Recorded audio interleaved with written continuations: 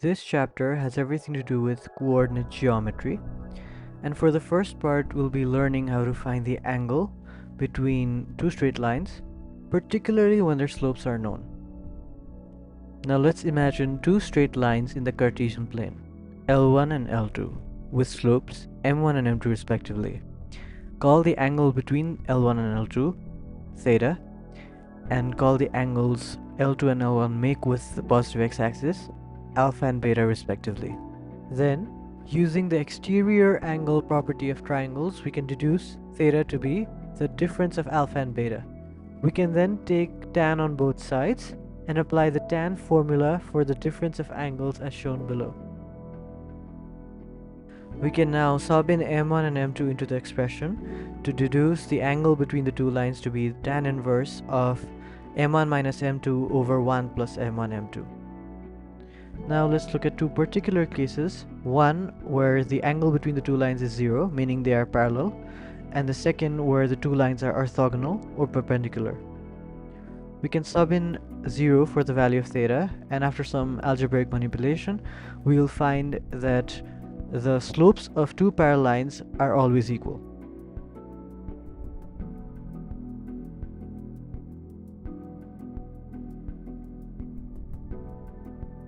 Now for the case where the two lines are normal, since tan is not defined at 90 degrees, we'll be taking the reciprocal of both sides, and after some simple algebraic manipulation again, we can deduce that the slopes of two normal lines are negative multiplicative inverses of each other.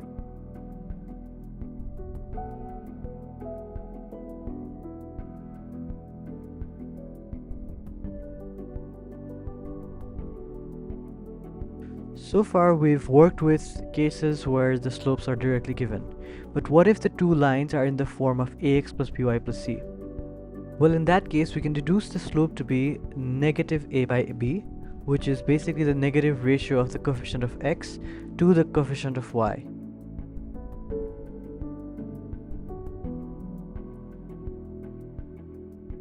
We can now apply this fact to a pair of straight lines, and if they happen to be parallel, we can deduce that the ratio of the x coefficients equals the ratio of the y coefficients of the two lines. So a1 by a2 equals b1 by b2, and if the two lines happen to be normal to one another, we can figure out that the sum of products of the x and y coefficients individually of the two lines equals 0. So a1 a2 plus b1 b2 equals 0. Now that we've built some basic intuition behind these different cases, let's go through some example questions. So find the acute angle between these two lines. 2x minus y plus 6 is equal to 0 and 3x plus y plus 4 is equal to 0. We can figure out that the slope of the first line is 2 and the slope of the second line is minus 3. Tan theta is equal to the absolute value of m1 minus m2 over 1 plus m1 m2. After some simplification we find that to be 1, so the angle between the two lines is 45 degrees. This next question asks us to find the obtuse angle between y minus 2 plus root 3x equals to 5 and y minus 2 minus root 3x is equal to 10. So again we find the respective slopes of the two lines. We apply the tan formula to get tan theta equals root 3. So theta is equal to 60 degrees, but since we're asked to find the obtuse angle, we subtract that from 180 degrees to find 120 degrees as our answer.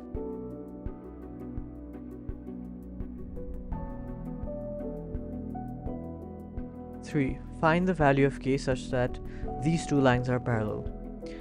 Again, we find the respective slopes of the lines, and since lines that are parallel have equal slopes, we can find k to be minus 15.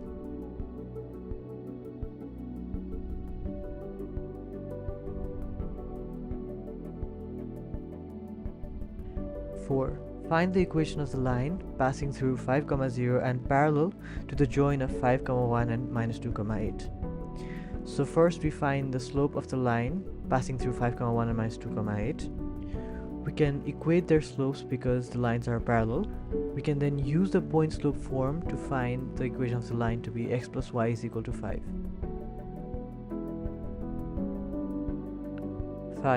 find the equation of the line perpendicular to 3x minus 8y equals 6 and making y-intercept equal to 4. The first method is a bit simpler than the second. You basically interchange the coefficients of x and y and also flip the sign in between them. You then sub in the x and y coordinates of the point the line passes through, and after simplifying you get 8x plus 3y is equal to 12. However, you can still choose to approach the question using the second method and use the point slope formula to find the answer.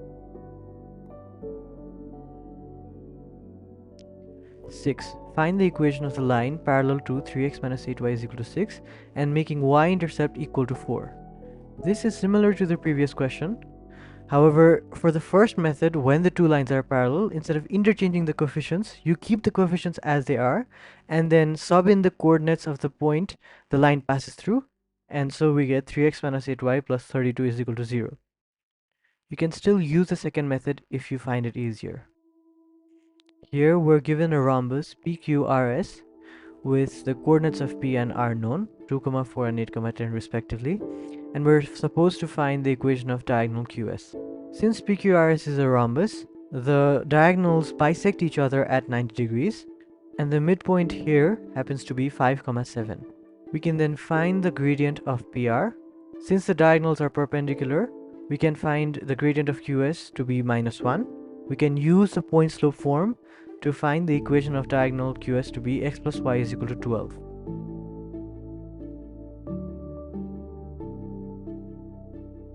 For this last question, we're given a line L1 and we're supposed to find the equation of the line making an angle of 45 degrees with it and passing through 1, -4.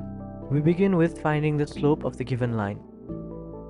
We then use the formula for the angle between the two lines, and notice that this time we have the plus minus symbol instead of the absolute value symbol on the right hand side. So we take the positive and then take the negative of the right hand side to find M2 to be either -5 or 1/5.